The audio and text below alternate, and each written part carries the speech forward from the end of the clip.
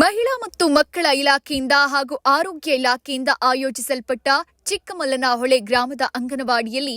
ಮೊದಲನೇ ಗರ್ಭಿಣಿಯರಿಗೆ ಸೀಮಂತ ಕಾರ್ಯಕ್ರಮ, ರಕ್ತಹೀನತೆಯ ಬಗ್ಗೆ ಅರಿವು ಕಾರ್ಯಕ್ರಮ,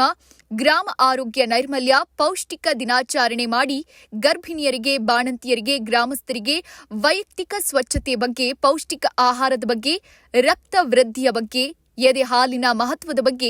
ಡೆಂಗ್ಯೂ ಜ್ವರದ ಬಗ್ಗೆ, ಲಾರ್ವಾ ನಿರ್ಮೂಲನೆ ಮಾಡೋ ಬಗ್ಗೆ, ಘನತ್ಯಾಜ್ಯ ವಿಲೇವಾರಿ ಮಾಡೋದ್ರ ಬಗ್ಗೆ ಮಾಹಿತಿ ನೀಡಲಾಯಿತು. ಈ ಕಾರ್ಯಕ್ರಮದಲ್ಲಿ ಗ್ರಾಮ ಪಂಚಾಯಿತಿ ಹಾಲಿ ಸದಸ್ಯರು, ಮಾಜಿ ಗ್ರಾಮ ಪಂಚಾಯಿತಿ ಅಧ್ಯಕ್ಷರು, ಅಂಗನವಾಡಿ ಮೇಲ್ವಿಚಾರಕರಾದ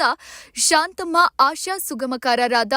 ಎಸ್ಆರ್ ಇಂದಿರಾ, ಗ್ರಾಮದ ಎಲ್ಲ ಅಂಗನವಾಡಿ ಕಾರ್ಯಕರ್ತೆಯರು, ಆಶಾ ಕಾರ್ಯಕರ್ತೆಯರು, ಅಂಗನವಾಡಿ ಸಹಾಯಕರು, ಗರ್ಭಿಣಿಯರು ಉಪಸ್ಥಿತರಿದ್ದರು.